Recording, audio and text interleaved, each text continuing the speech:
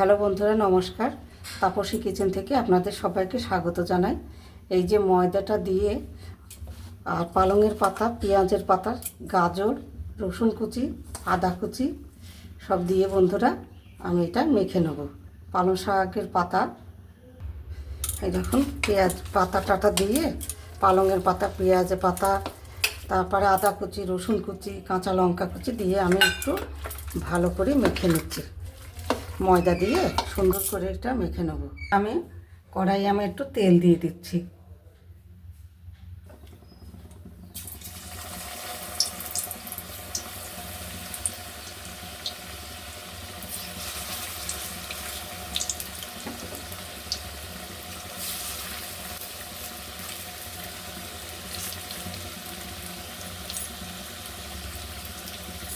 দেখুন ভেজিটেবল পকোড়া।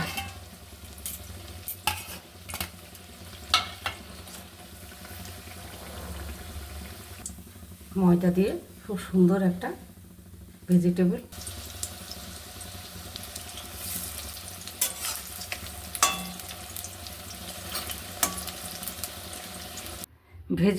পকোড়া আমার কমপ্লিট হয়ে গেছে।